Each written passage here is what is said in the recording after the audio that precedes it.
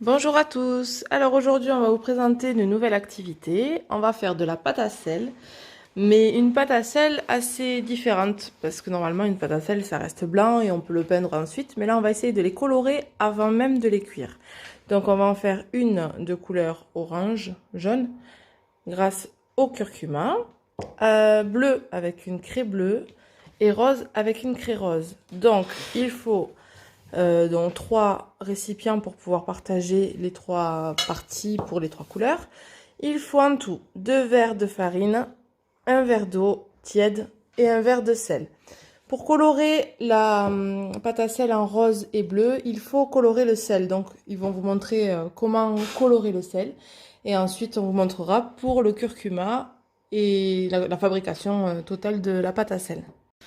Donc pour colorer le sel en bleu, on prend une partie, parce qu'il y a 3 parties du coup, le sel a été séparé en 3 parties. On prend la craie bleue et on colore le sel avec la craie. Donc on colorie et à force de colorier avec la craie, le sel deviendra bleu.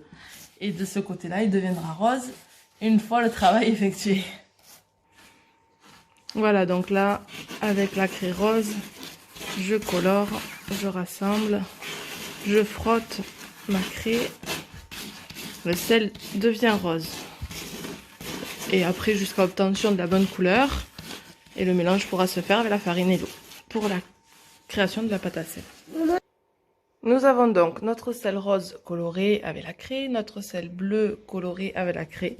Et pour le curcuma, c'est la même chose, à part que c'est beaucoup moins compliqué. On y met du curcuma dedans et on mélange pour avoir une couleur un peu orange-jaune. Vous pouvez y aller sans problème. Donc voilà. Et ensuite, on va fabriquer la pâte à sel. Alors maintenant, on met la farine dans le sel et le petit verre d'eau.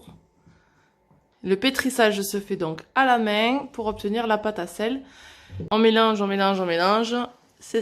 La sensation est assez rigolote, ça colle. Donc si ça colle trop, on rajoute un peu de farine. Si ça ne colle pas du tout et au contraire c'est bien trop sec, on rajoute un petit peu d'eau. Nos 3 pâtes sont donc prêtes pour être utilisées. Ils vont pouvoir faire plein de formes, de plusieurs couleurs, qu'ils laisseront ensuite sécher 2 jours. Et ensuite, la cuisson se fera dans un four traditionnel à très basse température et pendant 2 voire 3 bonnes heures. Voilà, écoutez, on vous montrera le résultat par photo, mais du coup dans quelques jours. Et pour s'amuser avec cette pâte à sel, du coup, vous pouvez leur proposer des emporte-pièces, celles que vous utilisez pour les gâteaux. Là, ce sont des lettres et des numéros, un rouleau à pâtisserie, des emporte-pièces, des choses avec des formes rigolotes pour faire sur la pâte à sel, et même des verres pour faire des petits ronds, voilà, faire des petits ronds comme ça. Il y a plein de choses à faire et puis laissez libre à leur imagination, je vous assure que vous serez surpris. On vous souhaite une bonne journée et puis à bientôt pour une prochaine activité.